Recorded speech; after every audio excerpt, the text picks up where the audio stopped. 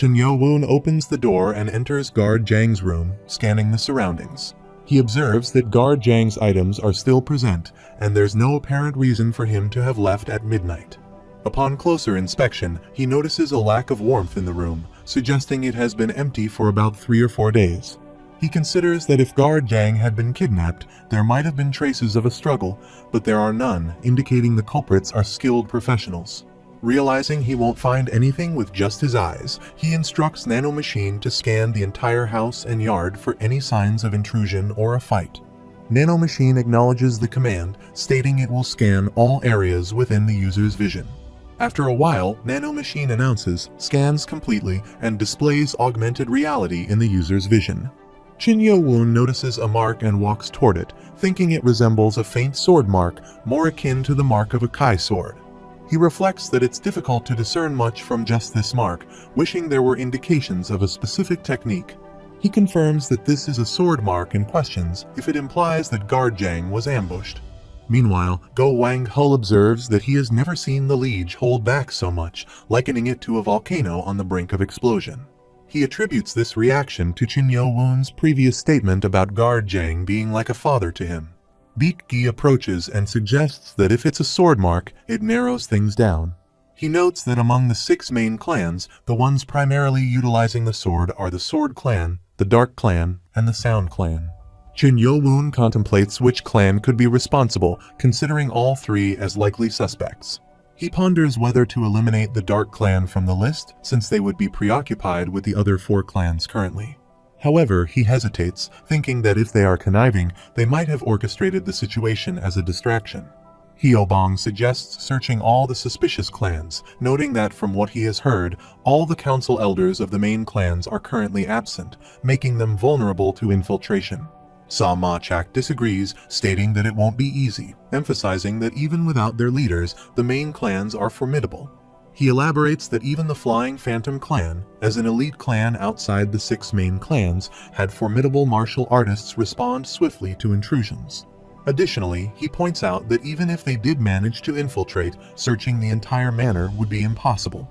Meanwhile, Go Wang-hul calls Chen Yo-woon and suggests that their true objective is likely not Guard Jang but him. He explains that when the assailants discover that Chen Yo-woon has left the academy, they will likely approach him. He proposes that Chen Yo-woon tries this strategy. On the other side, Guard Jang is tied up and badly injured. Someone approaches him and stabs him with a hot rod, demanding to know who gave him permission to sleep. Guard Jang screams in pain. The person threatens to continue the interrogation until Guard Jang answers all their questions. Lady Mu arrives and remarks on Guard Jang's resilience despite his condition. She informs him that she has other matters to attend to, and this will be her final question. Did the Lord teach Chen Yo-woon martial arts? Guard Jang denies this. Lady Mu's warrior enters the prison, and another warrior informs her that Chen Yo-woon has left the demonic academy. She laughs and remarks on Chen Yo-woon's timing, suggesting that his luck may have finally run out with leaving the demonic academy at such an opportune moment. She then inquires about his current whereabouts. Guard Jang overhears this and silently pleads for Chen Yo-woon's safety. The scene shifts to Gale Inn, where Hyobong questions the feasibility of their plan. Moon Jae-yu acknowledges the uncertainty, but suggests that if Go Wang-hul's theory is correct, they will be approached one way or another. She believes that it would be challenging for their adversaries to execute any plans easily in a crowded place. Moon Jae-yu reflects on the boldness of the plan to use Chen Yo-woon as bait to observe the movements of the 3 clans, questioning whether they will indeed approach them. As they all dine together, Chen Yo-woon hears a voice through sound telepathy, warning him not to make any signals or attempt to use his Kai senses to determine his location. The voice threatens dire consequences if he does. He calmly continues eating his food. He acknowledges that the threats they're receiving are far from minor and observes that the manner in which they're issued is unlike anything experienced at the demonic academy. Experiencing one of his comrades being kidnapped and threatened is an unsettling and infuriating sensation that he hadn't anticipated. He instructs Nano Machine to locate the source of the sound telepathy. Nano Machine confirms understanding and explains that it is detecting sound vibrating at a different frequency, having adjusted the user's hearing accordingly. Chen Yo-woon hears a message through sound telepathy originating from the Poison Clan's manor by 1am. He questions why the Poison Clan is involved, prompting the voice to warn him that if he arrives armed, they will sever one of his arms before he even reaches the entrance. He listens as the other person insists that it should be evident. He must arrive alone. If even a hint of another presence is detected within 300 meters, his life is forfeit. They emphasize that tardiness will also result in his demise, urging him to make the correct choice. They question whether they need to clarify the consequences should he attempt pursuit. He identifies the figure standing outside Gale Inn, discerning their location despite not being able to see their face. Positioned near the entrance, he realizes he must act swiftly before they vanish entirely from his Kai radar. Hyobong, indignant at the glare aimed at their liege, rushes to confront the figure, delivering a forceful kick. Chin Yo-woon intervenes, seizing the individual by the neck, demanding to know their clan affiliation. The other person responds with confusion, prompting him to emphasize the importance of truthfulness, given the uncertainty surrounding his current capabilities.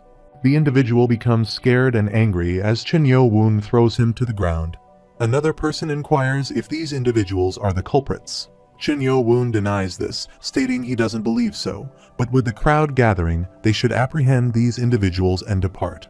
Ya Woo-min shoulders two of the suspects and apologizes to Hobong, suggesting they take the one who wet his pants.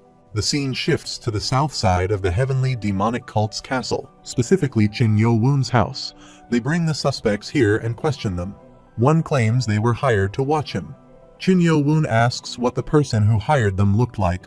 The suspect replies they didn't know as the individual wore a straw hat to conceal their face. Hyobong expresses doubt, stating he doesn't think they're lying. Moon Jae-yu observes that based on their identification medallions, they appear to be from ordinary martial arts families. Chin Yo-woon agrees, stating he won't kill them, and they express gratitude. However, he informs them that he will need them to stay there for about 2 days.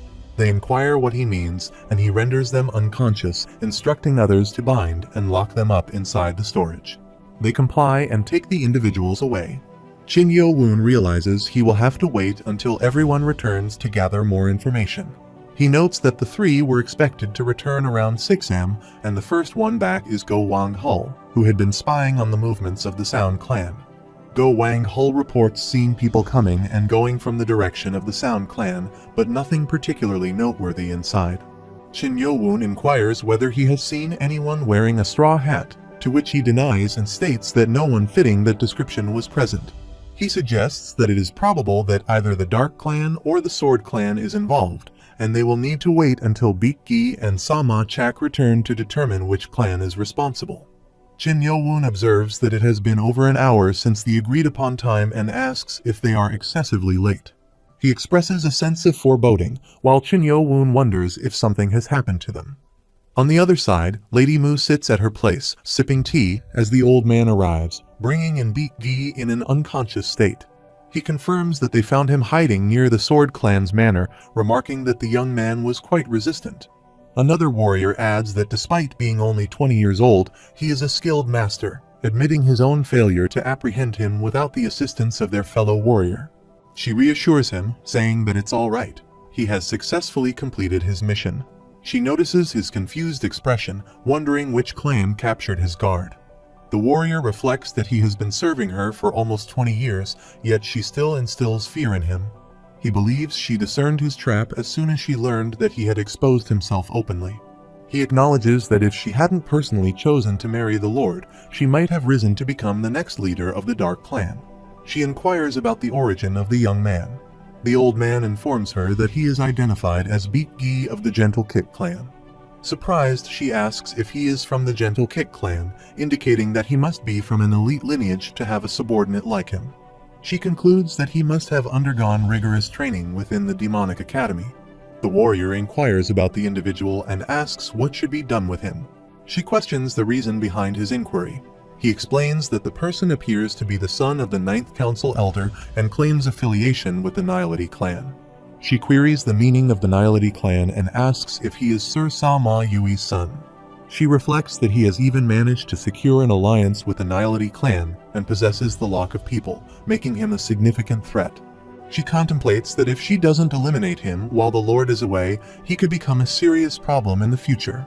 She resolves to kill him swiftly, likening it to entering the jaws of a snake. The scene shifts to 1 a.m. on the west side of the heavenly demonic cult's castle near the Poison Clan's manor, where Chin Yo-woon arrives, unnoticed by some masked men who observe him secretly. He notices an army waiting for him. Meanwhile, Lady Mu chuckles and remarks that he has arrived.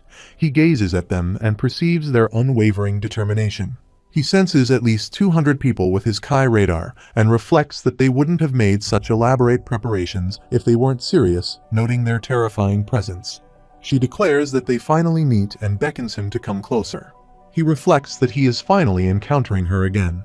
Before his mother passed away, she, along with the other wives of the Lord, visited him and made him promise not to pursue martial arts until he entered the demonic academy. She comments on how time flies, noting that the boy has now grown into a young man who greatly resembles his mother. She disparages him, likening him to his mother and describing him as a nuisance. She compares him to an insect, remarking that he fell into such an obvious trap because he allowed his emotions to cloud his judgment, concluding that he was not destined for greatness. Chin Yo-woon inquires about the whereabouts of his subordinates and guard Jang. She remarks that he is naive and questions whether he truly believed she would release her hostage so easily, noting his impudent gaze. She suggests they first seal his Kai before proceeding further. The warrior advises him that if he wants to save guard Jang, he shouldn't resist but remain still. He then moves to attack him. Chin Yo-woon asks if he is the one who threatened him at the inn with sound telepathy. The warrior warns him not to act arrogantly and almost attacks him. But Chin Yo-woon grabs his hand and redirects it, causing the warrior to cry out in pain. She asks if he is prepared to accept the consequences even if his guard dies. He tosses a box towards her. She questions its contents, to which he responds by urging her to open it and find out. She wonders about the ominous feeling and opens the box, revealing an eye inside. Perplexed, she asks for its significance. He refuses to answer directly, suggesting she inquire about the owner of the eye instead. Lady Mu thinks to herself, no way, it can't be Chin Mu-yeon. She finds it implausible and remarks that the situation is rather cunning, but it appears he has underestimated her. She places the box back on the table and asserts that if he had truly infiltrated the demonic academy, the left guardian would never have overlooked it. She laughs and questions whether he truly believed she would fall for such a trivial trick. The scene shifts to 2 hours ago at the demonic academy detention center, where Chin Yo-woon arrives. Chin Mu-yeon expresses surprise at his presence. Chin Yo-woon instructs him to kneel, which he does as commanded. Chin Mu-yeon ponders the level of Kai pressure, realizing it's at a level he couldn't have endured even if his Kai hadn't been sealed, wondering why Chin Yo-woon is there. He explains that guard Jang has disappeared. Chin Mu-yeon initially doesn't understand, but he reiterates that the individuals who kidnapped guard Jang told him that if he wanted to save his life, he needed to walk into an unarmed trap. Meanwhile, Chin Mu-yeon contemplates that it must be his mother's doing while Chin Yo-woon asks what he wants him to do. He uses his Kai powers to capture him, prompting Chin Mu-yeon to inquire about the meaning of this action. He explains that initially, he intended to resolve the situation by locating and rescuing guard Jang. However, he changed his mind upon identifying the true culprit, emphasizing the individual's significance to the Dark Clan, particularly to Lady Mu. Chin Mu-yeon advises him to calm down, warning that if he provokes him, guard Jang's safety will be jeopardized. He cuts his hands, confirming his suspicions, but he believes this won't suffice. He doubts that Lady Mu would fear her son's demise from just 2 hands. Chin Mu-yeon questions his actions, and Chin Yo-woon removes his eye. The scene returns to the present, where he stands before her and acknowledges that he forgot something, presenting her with the Dark Clan badge. She contemplates that the medallion she gave her son indicates that the eyeball truly belongs to Chin Mu-yeon. She finds it shocking to think that this lowly individual would commit an act that violates the cult's laws. She asks what he desires, to which he responds by demanding the release of his subordinates and guard Jang. She decides she must locate Chin Mu-yeon while pretending to release the hostages. She emphasizes that he must understand that releasing the 3 individuals comes with an equal price. He assures her that he does, and she instructs her guard to release them from their cells and bring them to her. The guard complies and leaves while Chin Yo-woon observes him. She insists that he must provide an appropriate response and reveal the whereabouts of her child. Since he arrived alone, she agrees to only send one of his men. He responds that his subordinates are holding Chin Mu-yeon and Mu Jin-yoon in the detention center at the demonic academy. She reflects on his easy surrender, considering him foolish for giving up so readily. She had assumed he was cunning, but now sees he has much to learn. After eliminating all his subordinates, she plans to reclaim her position as the leader. He explains that if she presents the medallion to his subordinates, they will personally bring them here, tossing the badge towards her, which she catches. He emphasizes that he has no intention of releasing them until all the hostages have been exchanged, warning her against attempting anything deceitful. She assures him that she understands and delegates the task to him, instructing his guard through sound telepathy to bring back the hostages after eliminating all of them. The warriors and the old man arrive, and he observes the old man, acknowledging his martial prowess as that of a true master. He believes that while Qin Yo-woon's subordinates may be formidable, as long as none are on the level of a council elder, it should not be a problem to defeat them. She plans to subject him to a disgraceful death once he brings back the hostages safely. Uncle Sun arrives at the demonic academy and notices a guard standing there. He reflects on the lax defense of the academy, considering it an easy task to eliminate the guard while he's still there. Uncle Sun communicates with his warriors through sound telepathy, instructing them to hide in the middle of the mountain and ambush Qin Yo-woon's subordinates once he emerges with Qin Mu-yeon and Mu Jin-yoon. They all acknowledge the plan, and he locates the detention area, thinking he has found it. As he enters, Ho Jin Chang demands to know who goes there, warning that anyone infiltrating the demonic academy must show no fear and surrender immediately. Uncle Sun observes Ho Jin Chang's attire and wonders if he could be a martial arts instructor. He questions whether he has been deceived by Ho Jin Chang and Lady Mu. Deciding to retreat, he attempts to run back, but Ho Jin Chang orders him to stop right there. Uncle Sun thinks about how he has been tricked and realizes he needs to swiftly return to the Dark Clan and return the hostages to their cells. Meanwhile, Lee Hwa Mayan eliminates all of Uncle Sun's warriors. Upon emerging and witnessing the deceased warriors, he identifies himself as the director before killing Uncle Sun as well. On the other side, Lady Mu is enjoying her tea, but begins to wonder why it's taking so long. Qin Yo-woon asks if she's feeling anxious, to which she questions his remark. He responds by pointing out that she intended to save her son by eliminating all of his subordinates, yet she hasn't received any updates even after an hour, implying that this might be the reason for her anxiety. Realizing she has been deceived, Lady Mu orders him to head immediately to the Dark Clan. Suddenly, the warriors notice an enemy, and they all see Lee Hwa Mayan approaching. Lady Mu asks Lee Hwa Mayan why he is here when she sees Uncle Sun's head in his hand. Qin Yo-woon praises him, calling him the Great Left Guardian, and he thanks Qin Yo-woon for his words. She wonders what's going on and considers if the Left Guardian is his subordinate. She questions Lee Hwa Mayan, asking when the Guardian clan changed its rule of not supporting a Vice Lord candidate that hasn't been properly nominated yet, and she suggests that this could be a violation of the cult's laws. Lee Hwa Mayan responds that he thought the Battle of the Heirs was already over. She attempts to say something, but Qin Yo-woon intervenes, suggesting that she is still holding onto a sliver of hope and asking if she thought that by getting rid of him here, the remaining candidates would get a chance to redo the Battle of the Heirs. He warns her not to provoke him any further, implying that she might be solely relying on the Left Guardian's support. Meanwhile, she realizes that she must prioritize taking the hostages back to the Dark Clan for now. She understands that in order to face his men, she needs the power of the council elders of the main clans who are currently out on an expedition. She warns that if he makes a single wrong move, Guard Jang will die. Just then, a guard rushes in and informs Lady Mu of an emergency. Mysterious people have surrounded the outside of the manor. Hwan Yui expresses relief that they weren't too late. Lady Mu looks at her and wonders who this person is. Hwan Yui identifies herself as the head of the Flying Phantom clan and states that she has finished executing his order, addressing Qin Yo-woon as a young master. Qin Yo-woon thanks her for her work and asks if she is okay. Lady Mu ponders what they are talking about and questions if this individual is the 11th Council Elder. Hwan Yui reports that his subordinates seem to have only light injuries, but the condition of Guard Jang is critical. She explains that she has called a doctor, but he might die at any moment. Lady Mu channels her Kai powers to attack them all, and her two warriors sense the intense killing intent.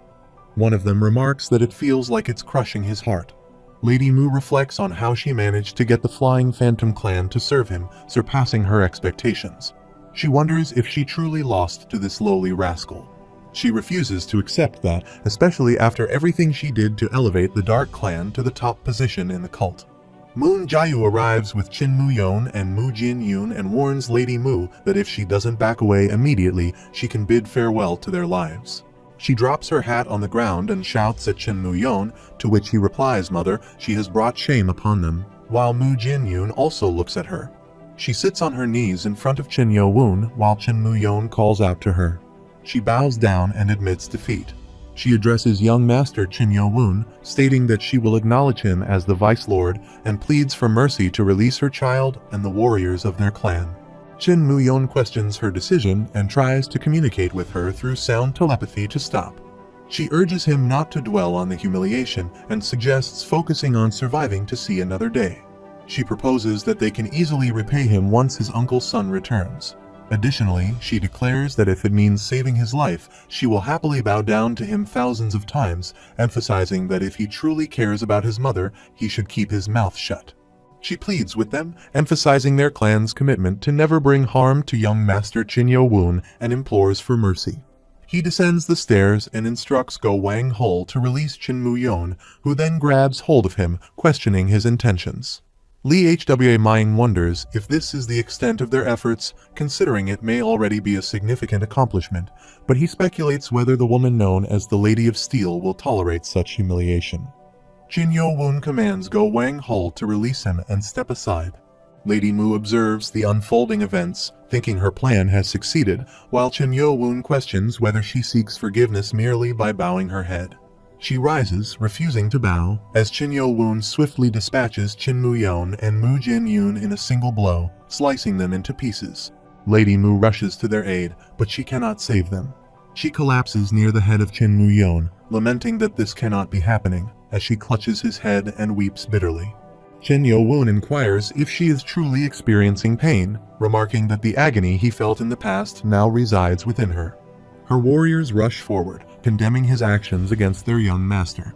He swiftly draws a Kai line on the ground, causing it to crack, and warns that he cannot guarantee their safety if they cross it. Lee Hwa Ming acknowledges their willingness to test that, should they disregard their own lives, and brandishes his sword. A warrior approaches from behind, declaring his refusal to forgive Chin Yo-woon, and lunges at him. H1 Yui intervenes, swiftly decapitating the warrior as Lady Mu continues to weep for her son, pondering how things reached this point and where they went wrong. Tears of blood stream down her face as she questions why he is subjecting her to this ordeal, lamenting that she set the trap and wondering why he took her son's life instead. Chin Yo-woon rebukes her, accusing her of audacity even in her final moments, and questions how she dares to seek mercy when she is responsible for his mother's death. Lady Mu inquires about his statement as Chin Yo-woon retrieves a letter from his pocket and tosses it in front of her. She reads the contents of the letter, which reveal that it is from Chin Jong-sum of the Poison Clan, addressed to Chin Yo-woon, and it contains something she needs to inform him about. At 4 a.m., the scene shifts to 10 hours prior in Chin Jong-sum's room at the Poison Clan's manor. The estate manager arrives and introduces himself. Chin Jong-sum inquires if he has returned and asks if there has been any activity within the Dark Clan. The estate manager responds that according to their warriors who were spying on the Dark Clan, a man resembling one of his subordinates was apprehended by them. Chin Jong-sum ponders the actions of the Dark Clan and reflects on how they have interfered with one of his subordinates, whom he holds in high regard. He considers this a chance. They have lost 8% of their forces due to the failed ambush against the Dark Clan. Now, the Dark Clan is likely to attempt to eliminate the remainder to ensure there are no loose ends. He realizes he must ensure that Lady Mu and Chin Yo-woon confront each other before that occurs, ensuring that at least one of them will perish. Chin Jong-sum summons the estate manager, who approaches him. He instructs the estate manager to write down what he is about to say. The scene returns to the present, where Lady Mu reads the letter and realizes that it was all thanks to this letter that Chin Jong-sum knew who had abducted his men. She reflects on how she must not forget how he discovered the truth about his death, a truth even unknown to the lord of the cult, for her to have been blindsided by that individual. Meanwhile, Lady Mu asserts that it was indeed her who killed Chin Jong-sum's mother. She scolds him and questions whether he intends to vent his anger by harming the children of their clan and herself. She expresses outrage at someone like him daring to confront her, warning that her older brother, the first council elder, will not tolerate such actions. She threatens that he and all his subordinates will face severe consequences if they harm her. Qinjiang-sum attacks her, gouging out her eyes as she cries out in agony. He cruelly remarks that a woman like her does not deserve to be seen. She continues to hurl insults at him as he cuts out her tongue, causing her to fall to the ground. He asserts that she also does not deserve to speak. One of her warriors intervenes, pleading with him to stop and warning him of the dire consequences, as they are not the full force of their clan. The warrior emphasizes that the first council elder will never forgive him once he learns of it. Chen Yo-woon responds that it's uncertain whether he will discover the truth. The warrior asks for clarification, and Chen Yo-woon opens the door with his Kai powers, revealing numerous dead bodies, including Qinjiang-sum's. Chen Yo-woon chuckles and remarks that he wonders what the first council elder will uncover when they all perish in the mutual destruction brought about by the Poison Clan. Witnessing the scene, everyone becomes terrified. Chen Yo-woon then orders Lee Hwa Myung and Hwan Yui to kill them all before walking away. They both agree and proceed to attack and eliminate the warriors one by one. Some of the warriors urge each other to flee and survive, while others plead for help, but they are all captured.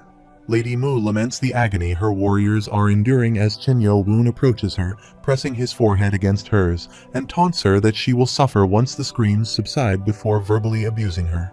She scolds him and wonders if he will truly perish once their screams cease. She decides she cannot die yet. Meanwhile, Lee Hwa Myung surveys the scene and declares that it's all over. Chen Yo-woon summons Hwan Yui and instructs him to have warriors from Lady Mu's clan search the Poison Clan storage for any useless poison and administer it to the corpses of the Dark Clan. She responds with approval and chuckles. Chen Yo-woon addresses Lady Mu, declaring that it's finally time for him to pay his respects to his mother in hell before killing her. The next day, he reflects on the chaos within the demonic cult's castle caused by the news. The Poison Clan, already weakened from its conflict with the Dark Clan, has been completely eradicated. However, what shocks him the most is the news concerning the Dark Clan. He exclaims, his goodness remarking on the sudden demise of one of the 6 major clans overnight at the Poison Clan's manor, where over 200 bodies of Dark Clan warriors were discovered, melting from poison. The other person acknowledges the terror of such a situation, noting the Poison Clan's ability to hold grudges. He predicts a real uproar upon the return of the Dark Clan's leader. The person inquires about his plans in light of the Poison Clan's demise, suggesting the possibility of a posthumous execution. He responds that reports indicate the discovery of young Master Qin Mu-yeon's body at the site as well. The person asks about Qin Mu-yeon's presence at the Demonic Academy. He explains that apparently there was an invasion of the academy, resulting in the kidnapping of young Master Qin Mu-yeon and the son of the first council elder. He inquires about their actions, to which he receives a response detailing the significant influence of the Poison Clan. However, he expresses disbelief at their audacity in blatantly violating the rules of the cult.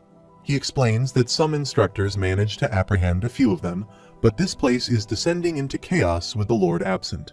He worries about the potential consequences if the Lord and the council elders return later. The scene shifts to the Flying Phantom Clan at Hwan Yui's office, where a guard informs them that the agents they dispatched to the streets have returned. Following her orders, they spread rumors to divert people's attention toward the Dark Clan. Hwan Yui commends their work while she cleans her sword. She reflects on the impressive nature of their plan. While they had already intended to manipulate information, his directive was truly remarkable. She sheathes her sword and contemplates the reaction of the Dark Clan leader upon his return. Meanwhile, outside the Flying Phantom Clan guest house, Chen Yo-woon stands. Hyobong observes him and remarks on his likely exhaustion from the previous day's events, noting his presence there all night.